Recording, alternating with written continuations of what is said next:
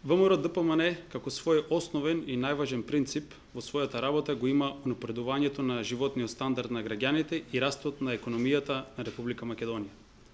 Изминативе години со целосна посветеност работиме на постигнување на оваа цел. Резултатите на секоја посветена работа порано или подоцна се постигнуваат. Токму крајот на 2013 година беше периодот кога граѓаните и јавноста се сведоци на голем број успеси во економијата и инвестициите. Ја започнавме 2014 година со стапка на невработеност од 28,7%, што е за 10% поени помалку од последната година на владеењето на СДСМ. Дополнително, значење на овој резултат дава и фактот што намалувањето на невработеноста успеа да се реализира во време на глобална економска и европска должничка криза. Предизвици на ова поле се уште постојат, но владата предводена од ВМРО-ДПМН, преземајќи активни политики, работи на понатамошно напредување на намалување на невработеноста во Република Македонија, создадена од време на криминалната транзиција и приватизација, како и вештачки и цинираните стечени постапки за обезвреднување на капиталот. Заради тоа беа донесени низа измени во Законот за стечај, како и нов закон за затварање на старите стечени постапки. Во рамките на овие напори отворени се над 30.000 нови работни места во реалниот сектор, благодарение на активните мерки за вработување. Само во последниве денови се превземаат 3 нови работни мерки, како што е обука за познат работодавач, обука за побараните занимања на пазарот на труд, како и субвенционирање на работодавците кои ќе ангажираат млади лица до 29 години. Ова се очекува севкупно да бидат уфатени 1600 невработени граѓани.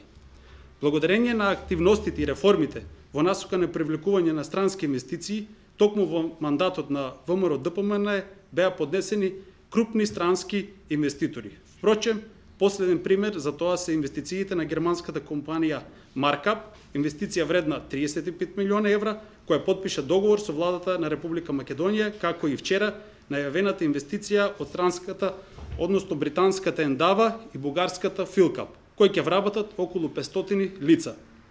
Сакам да напоменам дека во изминатата година се издадени повеќе од 170 концесии за детални геолошки истражувања. Тоа само по себе ќе ангажира дополнително 3000 луѓе во наредните 3 години. Токму тоа нас не прави различни од СДСМ. За разлика од времето на транзицијата, денес ние не говориме повеќе за затварање на фабрики, туку говориме за отварање на нови илјадници работни места. Само да подсетиме, беа отворени или се во најава дека ќе се отворат фабрики како што се Дрекселмајер во Кавадарци, капацитет што треба да вработи над 4000 нови работни места, Кромберт и Шуберт во Битола со можност за вработување на 2500 работници, како и нови фабрики на Johnson Controls, Johnson Matthey, фабриката Van Hool, кој треба да ангажира 500 лица, како и повеќе други производители на автоделови, како што се Amphenol и други компании со кои се разговара. Во моментот сакам да напоменам дека со 10 компании сме во финална фаза на преговори за отварање на нивни капацитети во Република Македонија.